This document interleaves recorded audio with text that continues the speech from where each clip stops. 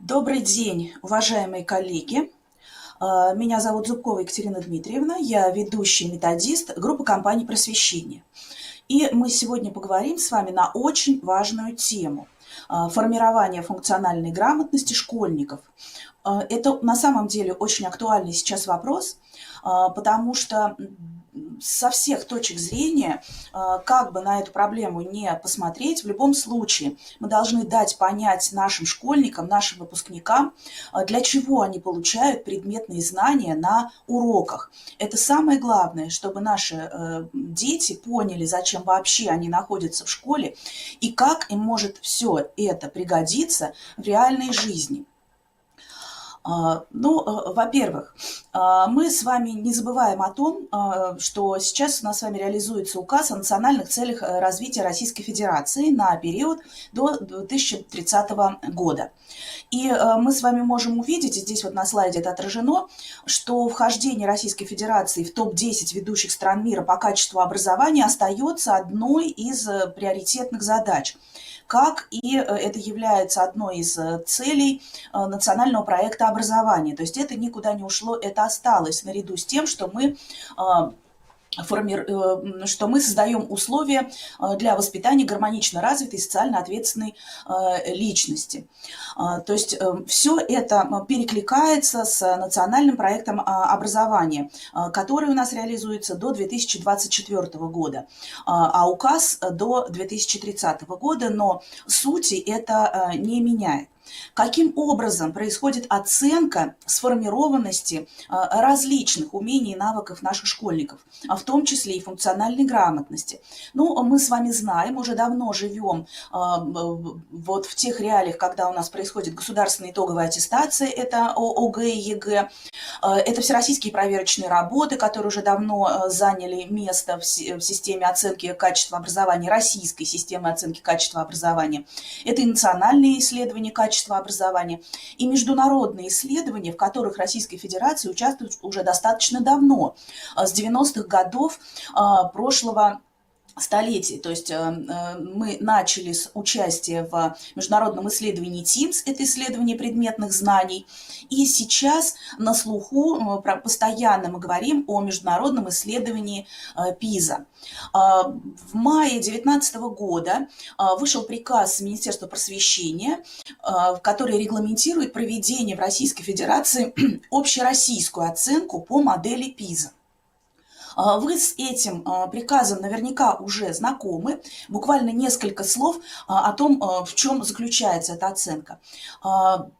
Происходит проверка сформированности функциональной грамотности у 15-летних школьников. Участвуют абсолютно все 85 регионов Российской Федерации. Распределены они по годам. Вот здесь на этом слайде вы видите регионы, которые проходили исследования в 2020 году. Часть регионов уже прошли это исследование в 2019 году. А на следующем слайде вы можете увидеть распределение оставшихся регионов до 2024 года включительно. Проходит эта оценка по модели исследования ПИЗа 2015 года. Вот об этом нужно помнить. Так же, как и в международном исследовании ПИЗа, здесь участвует не 100% все учащиеся всех образовательных организаций Российской Федерации. Точно так же здесь происходит определенная выборка, но подробнее уже с системой организации этого исследования, общероссийского исследования, вы можете познакомиться именно в тексте приказа, скачав его с официального сайта. Несколько слов для того, чтобы напомнить то, что в принципе вы уже давно знаете, но просто для того, чтобы уложить это в своей голове. И плюс здесь сейчас будет очень важная новая информация. Возможно, вы сейчас на этом слайде уже увидите одно несоответствие, но сейчас я к нему подойду. Итак, у нас Россия участвует в 3 международных исследованиях. Это PIRLS, это освоение читательской грамотностью выпускников 4 классов. Проводится это раз в 5 лет. В 2021 году будет проводиться очередное исследование Pearls, следующее будет в 2026 году. И надо отметить, что в этих исследованиях Российская Федерация вот в 2016 году заняла первое место среди всех стран-участниц. То есть выпускники 4 классов владеют у нас читательской грамотностью на высоком уровне. Они лучше всех. Исследование TIMSS, я о нем уже упоминала, это освоение основ математики и естественно-научных предметов. То есть это оцениваются именно предметные умения и навыки. Проводится раз в 4 года, исследуются школьники, выпускники 4 классов, учащиеся 8 и 11 классов. Как я уже сказала, исследование TIMSS, мы с этого начали. Посмотрите, в 1995 году Российская Федерация приняла участие в этом исследовании. И по результатам исследований TIMSS Россия стабильно входит в десятку лучших стран мира по вот именно освоению предметных знаний. То есть у нас стабильно либо 5-е, либо 6-е место. То есть предметные знания наши дети получают хорошие. То есть вот это теория, то, что российская система образования одна из лучших в мире, все это правда, это подтверждают международные исследования TIMSS. Однако, если мы посмотрим вот чуть позже на результаты международных исследований PISA, которые проверяют именно сформированность функциональной грамотности у 15-летних школьников, ну, это либо 8-й, либо 9 класс, то есть это выпускники основной школы, то здесь Российская Федерация уже не показывает хороших результатов. И вот это большой вопрос, почему так происходит. То есть функциональная грамотность у 4-классников сформирована очень хорошо, лучше, чем у других стран, чем у 4-классников других стран мира. А вот функциональная грамотность выпускников 9 классов, учащихся 9 классов или 8 классов, ну, 15-летних школьников, вот здесь уже не о вхождении в десятку речи не идет. И на следующем слайде мы с вами ознакомимся с результатами и 15 и 18 годов и посмотрим. То есть здесь речь идет вот, скорее о вхождении в тридцатку. Итак, посмотрите внимательно, на что еще я хотела бы обратить ваше внимание. Это исследование PISA проводится раз в 3 года, и вы можете здесь на слайде, если вы внимательно посмотрите, увидеть одно несоответствие. То есть исследование проводилось в 2015 году, в 2018, и мы все были готовы, что международное исследование PISA произойдет в 2021 году. Однако международная организация, которая занимается этим исследованием, приняла решение сдвинуть на 1 год это исследование. То есть следующее исследование PISA будет в 2022 году и так далее, в 2025. То есть также раз в 3 года, только сейчас еще 1 лишний год дается, но я думаю, мы все понимаем, почему, по какой причине это произошло. Информация эта взята с официального сайта, посмотрите внимательно. По ссылке в презентации, которую вы тоже получите, вы сможете пройти на официальный сайт международной организации. Он англоязычный, но возможности некоторых браузеров позволяют прочитать, получить информацию, основную информацию с этого официального сайта, с официального источника. И вот здесь мы можем увидеть, что решили отложить, страны-члены ОЭСР решили отложить оценку PISA до 2022 года, а оценку PISA 2024 года до 2005 года. Необходима важная информация. Математическая грамотность и тест на креативное мышление, вот здесь это написано творческое мышление, но это особенности перевода, будет отражено в PISA 2022 года, так же, как и планировалось. И очень важная информация по поводу исследования, международного исследования PISA 2025. Здесь будут естественно-научная грамотность основным компонентом и новая оценка иностранных языков. Также обещают включить задание на проверку информационной грамотности, то есть умение школьников владеть грамотностью, уметь ориентироваться в цифровом мире. Что это будут за задания, об этом мы будем говорить чуть позже, когда будет больше информации. Я вам советую зарегистрироваться на официальном сайте, на официальном портале ПИЗа, для того, чтобы вовремя получать интересующую нас информацию, то есть из первых рук. Я думаю, что это будет вполне логично. Как я и обещала, диаграмма, которую, я думаю, вы уже не раз видели, то есть это давно опубликовано, и обратите внимание, красным цветом здесь выделено место наших школьников 15-летних в результатах по математической, естественно, научной, читательской грамотности, финансовой грамотности, и в то время, в 2015 году, было исследование, одним из компонентов – это решение проблем в сотрудничестве. Вот обратите внимание, мы видим здесь что пока что результаты у нас не очень хорошие. Мы с вами должны все силы бросить на то, чтобы выполнить указ президента, попасть все-таки в топ-10 ведущих стран мира по качеству образования. И даже это не самое главное. Наши дети должны понять, зачем им нужны вот эти серьезные предметные знания, которым мы очень хорошо наших детей обучаем, и как они эти знания могут применить в реальных ситуациях, в реальной жизни. А это, коллеги, я думаю, вполне в наших силах. Мы можем это сделать. Вот здесь вы видите краткие результаты, они тоже официально опубликованы на сайте Центра оценки качества образования. Это результаты 2018 года, и они показаны в динамике с 2000 годом, то есть с того момента, когда Российская Федерация начала принимать участие в международных исследованиях ПИЗа.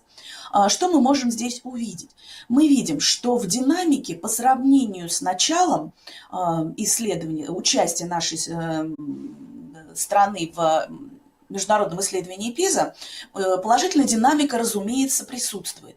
Но вот в сравнении с прошлым годом, с прошлым исследованием, 2015, мы даже видим, что на несколько пунктов все-таки результаты наших школьников упали. То есть фронт работы у нас еще достаточно большой, достаточно серьезный. К чему приводит, помимо того, что мы вот не занимаем вот такого хорошего места в сравнении с другими странами-участницами? Да, это безусловно важно, но важно то, что мы получаем на выходе наших школьников по результатам освоения программ основной школы, то есть выпускники 9 классов. У нас 20-30% не достигают, вообще не достигают порогового уровня функциональной грамотности. Что это значит? Это значит, что у них вообще нет никакого понимания, как они любые знания, даже ту же самую таблицу умножения могут применить в реальной жизни. То есть даже порога не достигают, не понимают, например, прочитанного текста, не могут освоить инструкцию, простую инструкцию. Даже выполнение заданий по образцу им тоже дается с трудом, хотя здесь даже о функциональной грамотности не идет речи. То есть вот это 20-30%, это достаточно много. 90-95% наших выпускников, 15-летних обучающихся, не достигают высоких уровней функциональной грамотности. То есть такого уровня достигают только 5-10%. То есть это осознанный выбор профессии, осознанный выбор и понимание того, чем выпускники будут заниматься в дальнейшей своей жизни. Таких детей, мы это и так знаем, крайне мало. И в 11 классе, выпускникам 11 класса иногда бывает достаточно сложно выбрать свой дальнейший путь развития. Но, в принципе, и это даже не самое главное, профессиональная направленность, а именно умение самостоятельно мыслить и преобразовываться, то есть привыкать к постоянно меняющимся условиям, то есть находить выход из сложной какой-то ситуации, которая внезапно возникает. нестандартной какой-то ситуации. То есть таких выпускников, которые умеют, владеют этим умением, их крайне мало. Ну, честно говоря, и взрослых людей тоже не так много, но хочется сказать, что как раз педагогическая общественность, как раз педагоги, учителя, администрация школ как раз владеют этим умением. Мы постоянно с вами привыкаем к каким-то новым ситуациям, и мы именно вот функциональная грамотность преподавателей, преподавательского состава как раз на высоте. Нам только нужно постараться передать это нашим воспитанникам, нашим учащимся, для того, чтобы им просто легче было жить в этом мире. Как можно это проиллюстрировать? На примере вот такого простого задания, которое было дано вот учащимся, ну это не 15-летним школьникам, а 5-6 класс, вот такая возрастная категория. То есть когда детям дается задание на простое арифметическое действие, то практически, ну вот 95% примерно, с таблицей умножения все-таки знакомы к 5 классу. Все-таки надо обратить внимание, что есть какая-то часть школьников, которые к 5 классу таблицу умножения не осваивают. Но сейчас вот речь не об этом. То есть простое арифметическое действие практически все школьники выполнить в состоянии. Если мы немного добавляем текста и даем задание в виде, оформленном в виде простой текстовой задачи, в принципе, для начальной школы, для 2 класса, то уже 10% школьников не справляются, еще 10% не справляются с этой ситуацией. То есть всего 85% могут выполнить то же самое арифметическое действие, но только оформленное в виде вот такой простой текстовой задачи, простой инструкции. Если мы текста добавляем еще больше, посмотрите, и ставим вопрос немного по-другому, то есть здесь спрашивает, хватит ли коробки конфет, если в ней 3 ряда по 7 конфет. То есть здесь, в принципе, не сказано, что именно мы должны получить, никакого числового данного, нам здесь никаких числовых данных в ответе нам здесь не нужно предоставить, хотя и нужно подтвердить ответ вычислениями. С этим заданием справились среди исследуемых школьников только 50% участников. А вот 4-е задание, это уже задача именно по типу ПИЗа, не совсем, но вот именно по типу ПИЗа как раз показывает сформированность математической грамотности школьников. Почему вот именно я показываю это еще и на примере математика? Потому что мы помним, что в 2022 году основным компонентом будет именно математическая грамотность. Ну вот посмотрите, вот такая задача, представленная в виде несплошного текста, то есть здесь помимо текста нужно еще и обратить внимание на картинку предлагаемую. Вот с этой задачей смогли справиться только 15% школьников. Хотя, в принципе, здесь можно выполнить только вот это арифметическое действие одно. Что хочется еще, как хочется еще отметить особенности вот подобного рода заданий.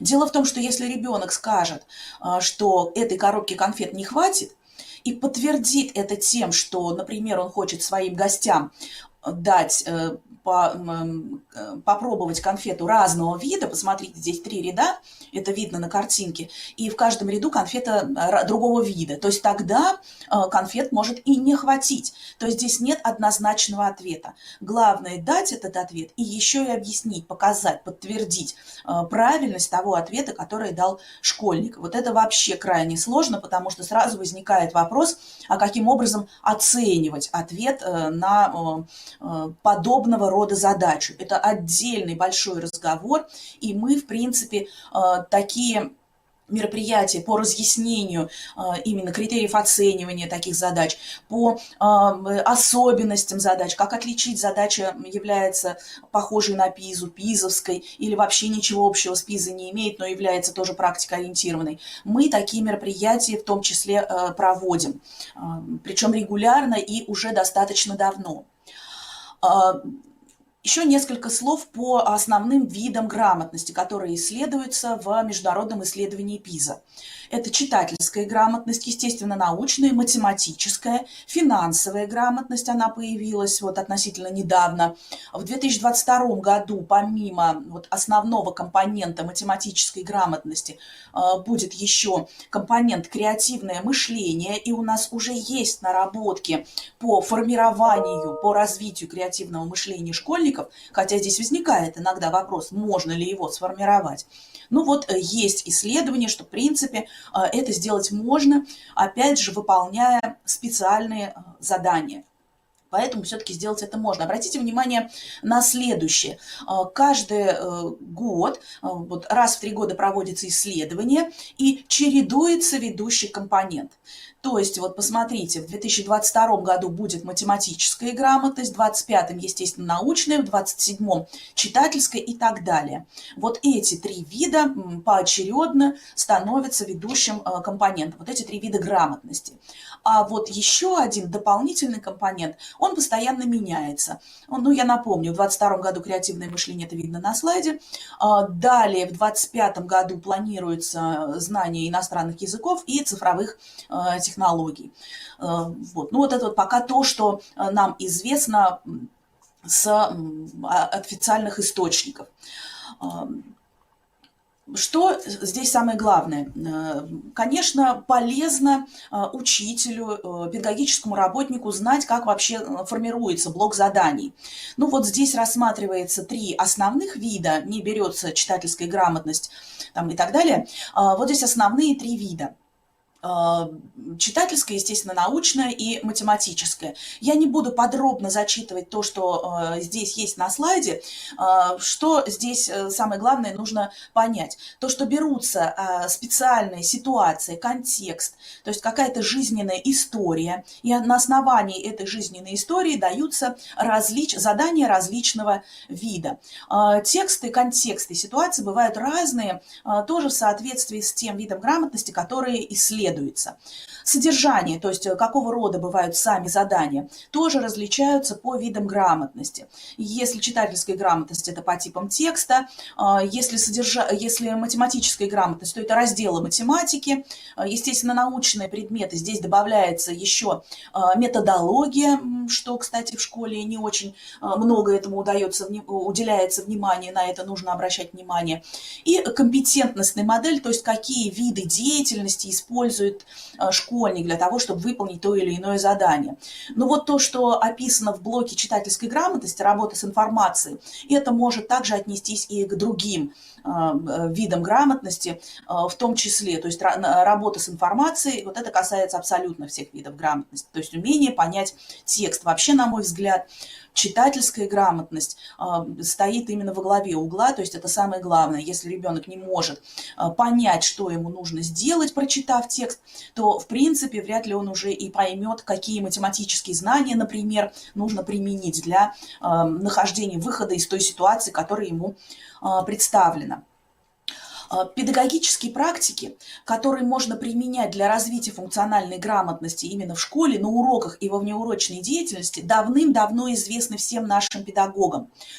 Более того, наши творческие учителя давно и в системе их уже применяют. Ну, тогда, когда у них есть на самом деле такая возможность, потому что, конечно, то количество контрольных оценочных процедур внешних, которые сейчас у нас в школах применяются, немного мешают, конечно, творческой деятельности учителей. Но, тем не менее, вот все, что здесь перечислено, это, в принципе, на основе опроса именно конкретных учителей, то есть что именно они используют. Ну, и немножечко то, что рекомендуют использовать методические службы.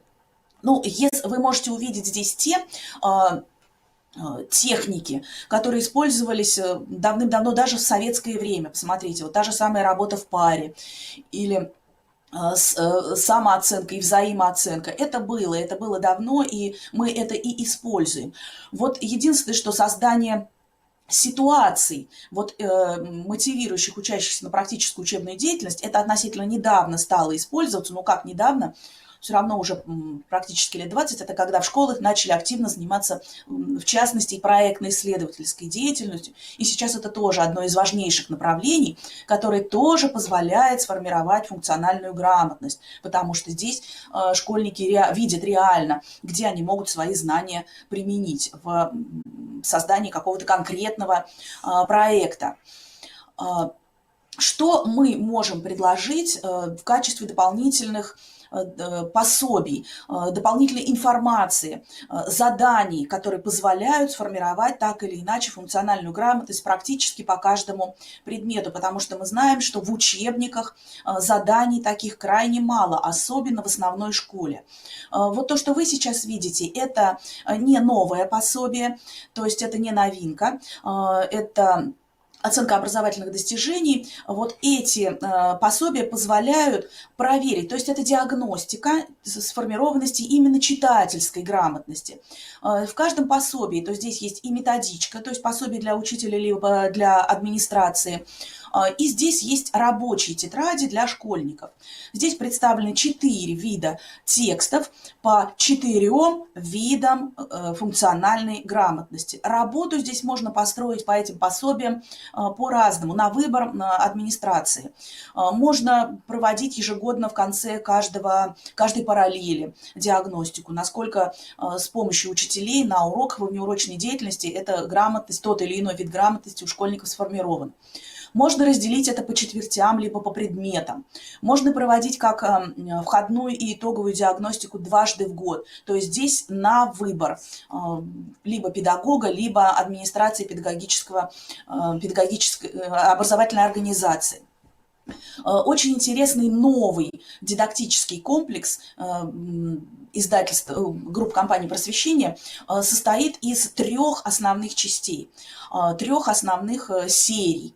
Ну, во-первых, это функциональная грамотность «Учимся для жизни». Это сборники эталонных заданий, обучающие сборники, которые могут применяться и в качестве самостоятельной работы школьников.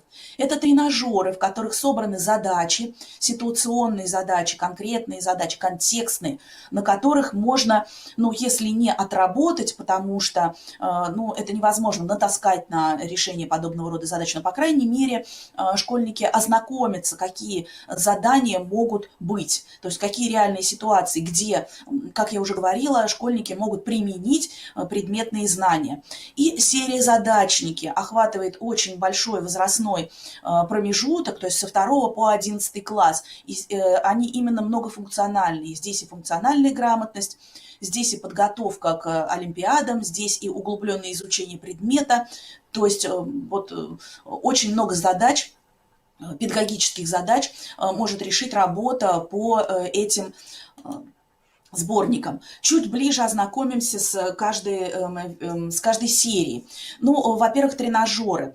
Ну, как я уже сказала, здесь это сборники задач, причем не просто задач, а реальных жизненных ситуаций. С учителями-математиками, как вот я, как методист по математике, мы вот этот уже сборник тренажеров «Математика на каждый день» практически, ну, прорешали там 30 задач, именно практикоориентированного содержания.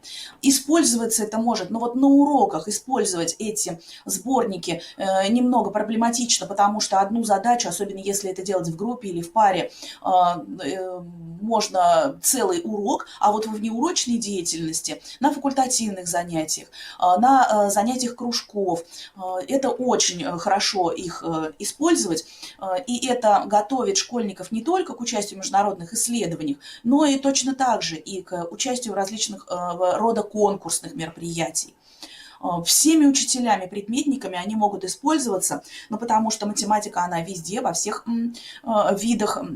Естественно, научной грамотности, как я уже сказала, читательской грамотности тоже касается абсолютно всего. Ну вот вы можете посмотреть, вот это из сборника «Математика на каждый день», просто хотя бы посмотреть на темы заданий, познакомиться, что здесь есть. Вот это один из сборников по естественно-научной грамотности, их 3. Посмотрите, какие даже интересные ситуации.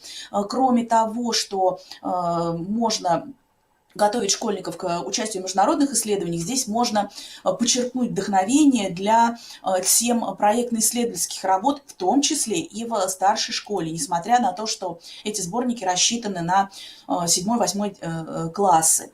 Посмотрите, вот это очень актуальные темы, здесь рассматриваются близкие и детям, и взрослым.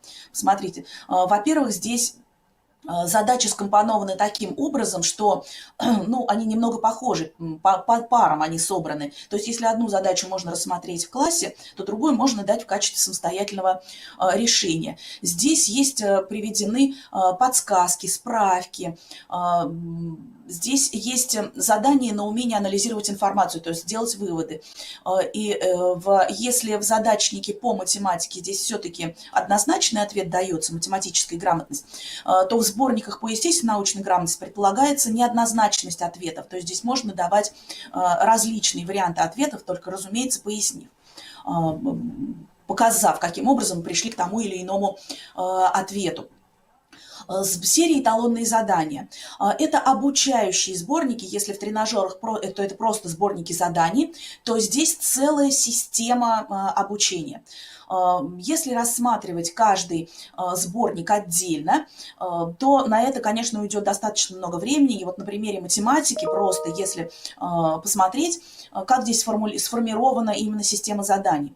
Дается несколько ситуаций, и вокруг этих ситуаций формируются блоки заданий. Стартовые, обучающие, итоговые, и дальше предлагается школьникам составить и свои собственные задания тоже. Идеально их использовать во внеурочной деятельности. Вот некоторые задания отсюда можно включать и в уроки, в предметные. То есть здесь есть, потому что различного уровня задания, вот, например, стартовые, они достаточно небольшие, их можно выполнить и в рамках урочной деятельности. А, разумеется, уже итоговые задания, для этого требуется большее количество времени. Я думаю, что лучше выносить это во внеурочную деятельность. Причем подобные сборники, поскольку они носят обучающий характер, они могут использоваться и полностью для самостоятельной работы школьников, может быть, и вместе с родителями в том числе, потому что ситуации, которые здесь рассматриваются, будут интересны не только детям, но и родителям. То есть родители тоже поймут, зачем, в принципе, их дети изучают те или иные темы тех или иных предметов в школе. Я думаю, что это очень важно. Известны уже пособия, причем не просто пособия, а это учебно-методический комплект, вошедший в федеральный перечень учебников, это основа финансовой грамотности. Я знаю, что в некоторых образовательных организациях есть такой отдельный предмет, либо финансовая грамотность изучается в рамках изучения предмета обществознания. Очень интересное пособие, мне самой было интересно в него заглянуть, тем более, что я уверена, что финансовая грамотность очень тесно связана с математической грамотностью, поэтому мне было очень интересно заглянуть в этот ОМК именно с точки зрения педагога по математике, но и с точки зрения просто человека, который сталкивается с такими вот вопросами, как страхование, налоги, можно подумать и о пенсии в том числе, и вот и защита от финансовых махинаций. Я думаю, что это тоже интересно абсолютно всем, в том числе и школьникам. Серия «Задачники». Я уже о них тоже сказала. Здесь самое интересное, то, что очень важно, то, что здесь находятся задания разноуровневые, по нескольким уровням сложности. То есть это может использоваться и для восполнения каких-то пробелов в обучении, и в том числе и для подготовки к конкурсам, различного вида конкурсам, в том числе и олимпиадам. Также могут использоваться и в системе дополнительного образования, во внеурочной деятельности, и в системе семейного образования. Авторы этих пособий очень хорошо знакомы нашим с вами учителям-предметникам, то есть это все знакомые фамилии. Практически в каждой образовательной организации, потому что тема эта достаточно важна и актуальна, мы об этом уже упомянули, уже ведется работа по целенаправленному, систематическая работа по формированию функциональной грамотности. Очевидно, прежде всего, это требует внесения изменений в основную образовательную программу. И я думаю, что многие из вас уже это, разумеется, сделали. То есть понятно, что требуется корректировка программ, учебных курсов, в том числе и интегрированных. Желательно отдельные часы, конечно, выделить на вот этот предмет, именно функциональную грамотность, и многие это делают. Как это могут делать учителя в урочной деятельности? Ну, это очевидно, в рамках уроков включать решение контекстных задач. Где их брать? Ну, поскольку в учебниках их нет, конечно, разумеется, нужно использовать дополнительные пособия.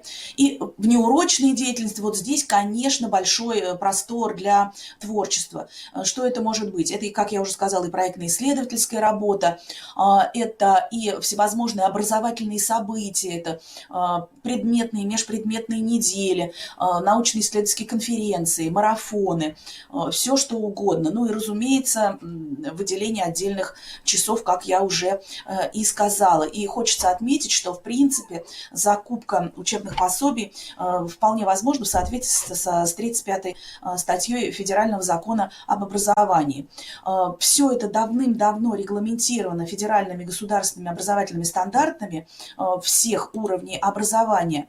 И мы помним, что самое главное даже не то, чтобы войти в топ-10, а в том, чтобы дать возможность нашим школьникам самоопределиться и быть профессионально и жизненно успешными. Ну а мы, в свою очередь, готовы предоставить любые ресурсы и любую помощь в поддержку образовательных организаций, именно вот не только в этом, но и во всех вопросах, во всех проблемах, которые у вас возникают. Вот здесь вы видите всевозможные сервисы, которые у нас есть для поддержки и педагогов, и администрации школы. Вы можете обращаться по любым вопросам непосредственно по электронной почте, либо на горячую линию. И если у вас будут вопросы по результатам нашего с вами разговора, то вы можете обращаться в любое время. Мы всегда рады вам помочь. Большое спасибо за